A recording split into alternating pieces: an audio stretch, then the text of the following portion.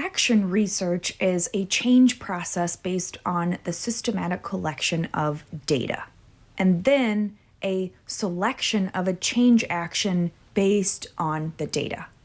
It's problem-focused. The change agent looks for problems and chooses the change that is suggested by the data. It also helps reduce resistance to change. Once employees have actively participated in the feedback stage, the change process typically takes on a momentum of its own. There are 5 steps in the action research process: diagnosis, analysis, feedback, action, and evaluation. The first step of action research is diagnosis.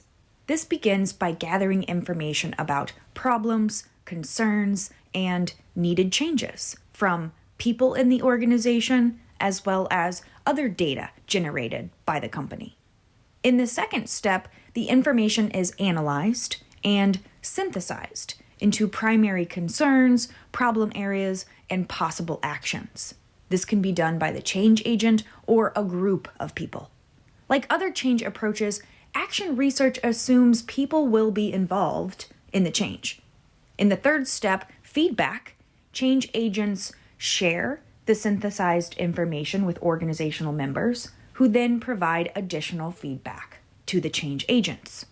The fourth step, action, is where the change agents and employees set into motion the specific actions they identified.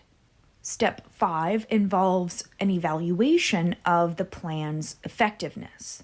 Using the initial data as a benchmark, subsequent changes can be compared and evaluated.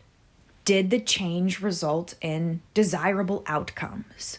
Or does the data suggest that the change didn't have much of an impact?